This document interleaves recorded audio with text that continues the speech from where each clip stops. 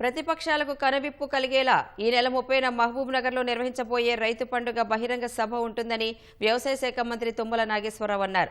10 ఏళ్లలో గత ప్రభుత్వం రైతులు ఎలా ఆగం చేసిందో 10 నెలల్లో ప్రజాప్రభుత్వం ఎలా ఆదుకుందో లెక్కలతో సహా సీఎం రైతుల ముందు ఉంచనున్నారని చెప్పారు. రైతు పండుగ బహిరంగ సభలో రైతులకు సంబంధించి మరిన్ని విధానపరమైన నిర్ణయాలు ప్రకటిస్తారని దామోదర రాజనరసింహ వెల్లడించారు. అమిస్తాపూర్లో 3 రోజుల పాటు జరిగే రైతు పండుగ కార్యక్రమాన్ని మంత్రులు ప్రారంభించారు.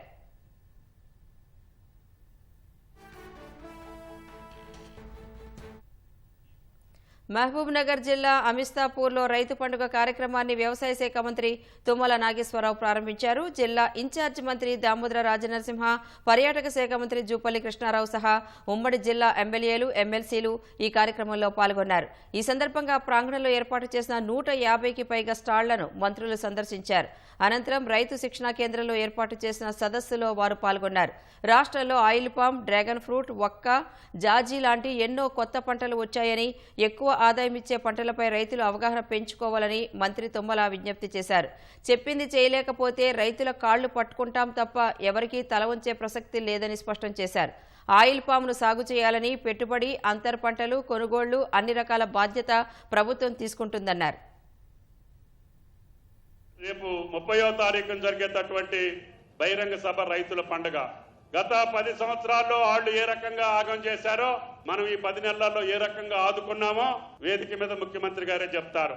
అది రుణమాఫీ కావచ్చు, రైతు బంధు కావచ్చు, లేకపోతే ఇన్సూరెన్స్ కావచ్చు, లేకపోతే ధాన్యం కొనుగోలు కావచ్చు, ఇతరత్ర ఏ కార్యక్రమాల్లో కూడా ఆ 10 సంవత్సరాల కంటే మిన్నగా 10 నెలల్లో చేసినటువంటి కార్యక్రమాలు లెక్కలతో సహా మీ ముందుంచుతాం.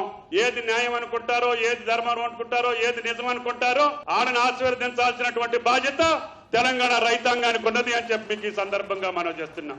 ఒకవేళ మేము ఏదన్నా చేయలేకపోతే పరిస్థితుల ప్రకారం మీ కాళ్ళు పట్టుకుంటాం, మీకు చెప్తాం తప్ప ఎవరికి తల వంచే ప్రశ్న రాదు అని చెప్పి కూడా మీకు ఈ సందర్భంగా మనం చేస్తున్నాం.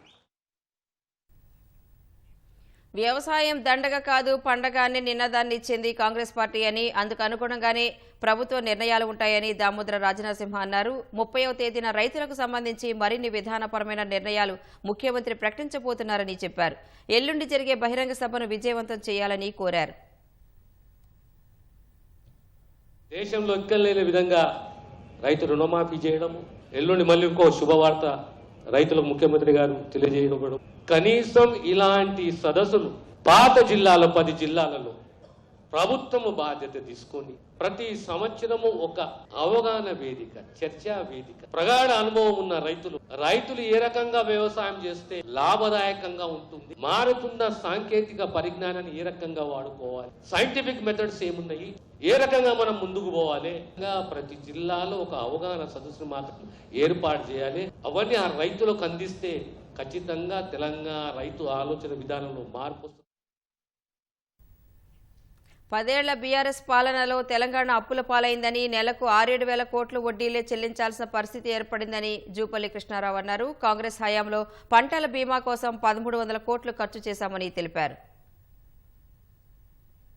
10 సంవత్సరాలు చెప్పినవి చాలా ఏవి కూడా చేయకపోగా ఈనాడు 10 మాసాల ప్రభుత్వాన్ని వేలు పెట్టి చూయిస్తూ మన ప్రభుత్వాన్ని, మన ముఖ్యమంత్రి గారిని, మన కాంగ్రెస్ పార్టీ విమర్శిస్తూ ఇంకా ఎందుకు చేస్తలేరు మీరు?